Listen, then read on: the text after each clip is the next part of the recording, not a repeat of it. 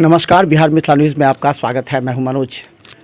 राजनीति और विकास दोनों एक दूसरे से जुड़े हुए होते हैं। हम बता दें, हमारे साथ दरभंगा बेनीपुर के विधायक अजय चौधरी जी हैं, जो अपने तरीके से इस बीच में सुर्खियों में रहते हैं। किसी भी स्वास्थ्य केंद्र का निरीक्षण हो या किसी तटबंध का निरीक्षण हो या विकास की योजनाओं को हो, हम उस पर बात करेंगे। चर्चा एक गंभीर बात है। आप इस बार पहली बार विधायक न, हमें कई बार एक बात का जिक्र किया है कि इन्होंने अपने पिताजी का सपना को जो साकार किया है, ये हमेशा से हम जब भी हम जिक्र करते हैं इस बात का जोर जिक्र करते हैं कि इनके आंखों में भी वो सपना है कि कैसे उनकी सपना को हम पूरा करें। तो अब पहली बार जो विधायक बने, उसके बाद नए सिस्टम को आपने लागू किया। कई जगह आप जाकर निरीक्षण करते हैं, शिविर लगाते हैं, तो इसका उद्देश्य क्या होता है? देखिए, एक बात है कि विधायक बनने के बाद सामान्यतया लोग जनता से दूर हो जाते हैं। तो एक बार मैं जब ये बात सोचा कि हर जनता तो आपके यहाँ पास नहीं पहुँच पाती है। कुछ लोग आते हैं, कुछ लोग जो राजनीति करते हैं उनसे संपर्क होता है, तो आप उनसे ही घिरे रह जाते हैं। तो जब मैं विधायक नहीं था तो मुझे लगता था नहीं, ये गलत होता है। आपको हर जनता से आपको जुटना चाहिए। ठीक है, आपके जो कार्यकर्ता हैं वो आपके प्रिय हैं, वो आपके बेडरूम तक आकर के अपना काम करा सकते हैं, लेकिन जो आम जनता है जो वोट देती है उससे भी जुटना चाहिए, उसके पास भी जाना चाहिए। तो उसको आने में मैं कहीं पर भी आवाज़ लाऊंगा। और गरीब आदमी है, किसी भी गरीब आदमी को 200-300 रुपया अगर हमसे मिलने के लिए अगर खर्च करना पड़ेगा तो मुझे लगा ये कहीं ना कहीं अनुचित है। और यही सोच करके हम ने अपने किया कि विधायक आपके द्वार ये कार्यक्रम हम चलाते हैं। दुर्संयोग है कि कोरोना आ जाता है, कोरोना के कारण रोक दिया जाता है। फिर अभी हम दोहट नारायण पंचायत में कल करेंगे। आप जहाँ पर जीते हैं वहाँ आप ही के दल के विधायक थे और आपको सिस्टम वहाँ का अब जानकारी हो रही है। बहुत जगह ऐसे सिस्टम हैं सरकारी जहाँ लैकिंग है, बहुत लैप्सेस है, जहाँ पर कार्य नहीं हो पा रहे हैं, मरीजों की देखभाल नहीं हो रही है, स्वास्थ्य केंद्र की हालत, आपने शिक्षा की हालत देखी है कई जगह।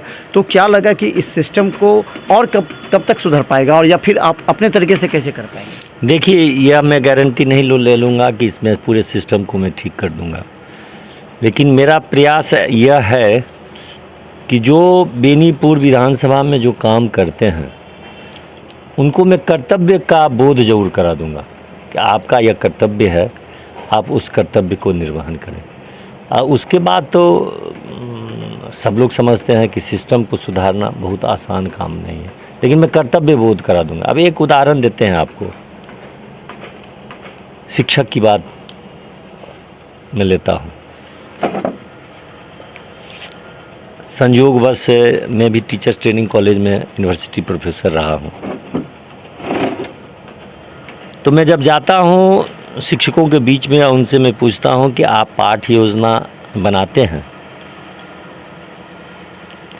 तो कहीं ना कहीं हमको अपने टीचर्स ट्रेनिंग के कॉलेज के शिक्षकों पर भी थोड़ा आक्रोश होता है कि आपने क्या किया, नहीं किया, क्या हुआ नहीं, लेकिन कम से कम पाठ योजना का निर्माण करना सिखा देना चाहिए था।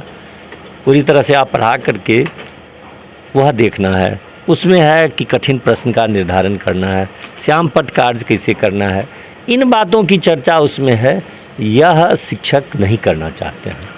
हम बता दें, कुशेश्वर आस्थान में प्रतिष्ठा का प्रश्न बना चुके विनय चौधरी लगातार वहां पर कार्य कर रहे थे, और हम बता दें कि अगर वहां से जनता दल यूनाइटेड के प्रत्याशी जीते हैं तो निश्चित तौर पर दो व्यक्ति जो लगातार वहां कैंप करे थे, उसमें विनय चौधरी और संजय झा थे। तो उस समय आपको लग रहा था, जो परिस्थिति थी, कि क्या होगा? कांग्रेस भी अब उस समय से वहाँ से जीते हुए कैंडिडेट लगातार रहे हैं, फिर राष्ट्रीय जनता दल के थे। तो आपने किस तरह, क्योंकि आपको कहा जाता है आप पॉलिटिक्स बहुत अच्छा कर पाते हैं, तो किस तरह आपने किया? देखिए, हम संयोग ऐसा रहा कि जब भाई शशिभूषण का देहांत हुआ, मुझे जानकारी में मैं निकल रहा था, रास्ते ही में मुझे मुख्यमंत्री जी का फ़ोन आया कि कहाँ हैं।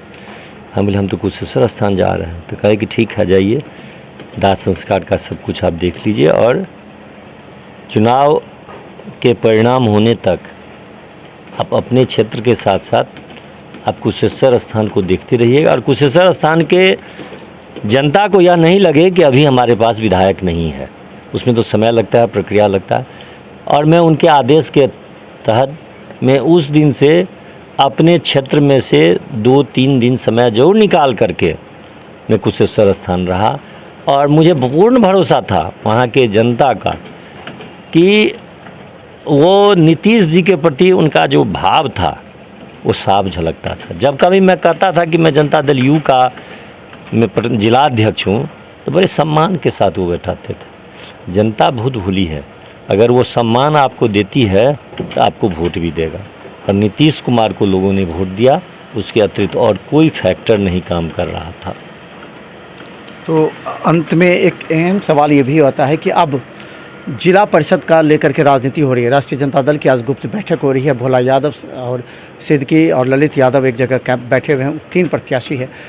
भारतीय जनता पार्टी से कोई एक्टिव नजर नहीं आ रहा है, और जदयू में भी कोई बैठक ऐसी हुई नहीं है। तो हमें क्या लगता है कि इस बार आप लोग सरेंडर कर रहे हैं, एनडीए और राष्ट्रीय जनता दल के खाते में चले जाएगी अध्यक्ष और उपाध्यक्ष?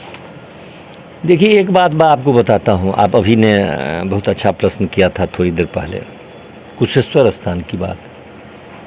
क्या माहौल उन लोगों ने बना दिया था। बतलाइए, एक मतगणना के लिए यहाँ पर उसके राष्ट्रीय उपाध्यक्ष प्रतिपक्ष के नेता बैठ गए हैं जैसे कि आज लूट लेंगे। माहौल तो इन्हें नहीं बनाया था। काउंटिंग होना काम है, काउंटिंग एजेंट जाएगा, वहाँ पर गड़बड़ी होगी वो रोकेगा। इसमें आप आकर के क्या किए थे? क्या करने की योजना आपकी बनाई हुई थी? आपकी मंशा क्या थी? तो इन लोगों की एक मंशा रहती है हैवॉक बना देना कि यहाँ पर ये गड़बड़ी, वो गड़बड़ी, वो गड़बड़ी। अरे भैया, वहाँ पर प्रक्रिया है, आप उस प्रक्रिया में जाइए। काउंटिंग एजेंट होता है, काउंटिंग एजेंट उसी तरह से अभी ये लोग बैठ कर के तमाशा कर रहे हैं। उसके अतिरिक्त कुछ नहीं इन लोगों का है। हम लोगों के तरफ से भी काम चल रहा है। हमारे पार्टी के राष्ट्रीय महासचिव इसमें लगे हुए हैं, बड़ी गंभीरता के साथ लगे हुए हैं। हम लोगों का भी जो सहयोग है वो हम लोग कर रहे हैं। कोई ज़रूरी नहीं है कि हम लोग बैठक करके ही सब कुछ हंगामा करके करना। काम है जो हमारे जनता दल यू से भी जुड़े हुए 20-22 आदमी जुड़े हैं। उसके बाद भाजपा से भी लोग जुट के आए हैं। तो वो लोग सारे आदमी बैठ करके अपने में तय करेंगे। तय तो अपना ही करना है ना, कौन है वो, किसको अध्यक्ष किसको उपाध्यक्ष बनाना है, वो लोग तय कर लेंगे, हो जाएगा। हमको नहीं लगता है कि कहीं कोई दिक्कत नहीं लग रही है। वैसे इसमें हमारे राष्ट्रीय महासचिव अली असर फातमी गंभीरता से लगे हुए हैं। जिलाध्यक्ष के रूप में जब से आपने पदभार ग्रहण किया या जब से आपको मिला, उसके बाद से आपने जदयू को ज़मीनी स्तर पर मजबूत करने का प्रयास किया है। पहले ये देखा जाता था कि जनता यूनाइटेड या तो राष्ट्रीय जनता दल के कार्यकर्ताओं पर निर्भर होता है या भारतीय जनता पार्टी के कार्यकर्ता। तो आपने इसको अपने तरीके से मजबूत किया है, जो विंग को मजबूत किया है।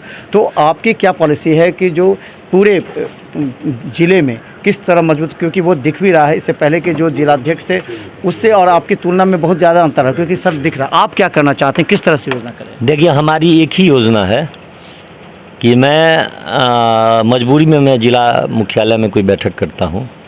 हमारी इच्छा रहती है कि हमारी बैठक हो 4 आदमी ही। आपको मैं कभी दिखलाऊंगा कि मैं अपने प्रोसीडिंग बुक को, एक जगह 5 आदमी उपस्थित था, हम के 5 आदमी को लेकर के मैं बैठक करूंगा। अगर 5 ही आदमी हमारा किसी पंचायत में अगर हमारा खड़ा हो गया तो संगठन को मजबूत होना है। लेकिन अगर मुख्यालय में अगर हमारे साथ 200 आदमी बैठ जाएगा तो संगठन ज़मीन पर नहीं जाएगा। तो मेरी सिर्फ एक योजना रहती है कि मैं पंचायत में जाकर के मैं बैठक करूं, और इसी कड़ी में मैं पंचायत में करता हूं। और अभी भी फिर एक वोट आया, एक सीट पर हम लोग चुनाव जीते हैं। पिछले बार जितने वोट से जीते उससे दोगुने वोट से हम लोग इस बार जीते हैं। पिछले बार से 15-20 हज़ार वोट हमको इस बार ज़्यादा वोट आया, जबकि उसने तिक्रम किया। सारा अतिक्रम जितने आदमी थे सारी बांट रहा है, ये धोती बांट रहे हैं, ये लोग अतिक्रम किए। लेकिन हम लोगों को मतदाता पर भरोसा था कि हमारे मतदाता उनसे सारी धोती लेने के बाद भी वोट वो सिर्फ और सिर्फ नीतीश कुमार जी की पार्टी को दिए, और जिसका नतीजा ये था कि हम लोग जीते।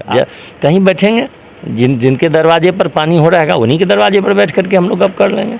और उस झमाझम बारिश में उन्होंने 38 जगह कार्यक्रम किया।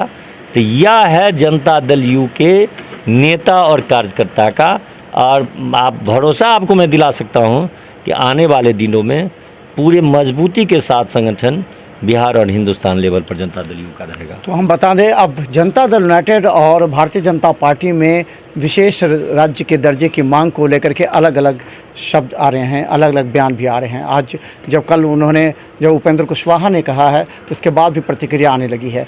लेकिन हम बता दें कि दरभंगा को जनता दल यूनाइटेड की मजबूत करने की जिम्मेवारी जिनके कंधों पर दी गई है, वो अपने तरीके से ज़मीनी स्तर पर कार्य कर रहे हैं, जो शायद आपको आगे दिख भी रहेगा। तो देखते रहिए बिहार मिथिला न्यूज़, आगे भी हम आपको दिखाएंगे। धन्यवाद।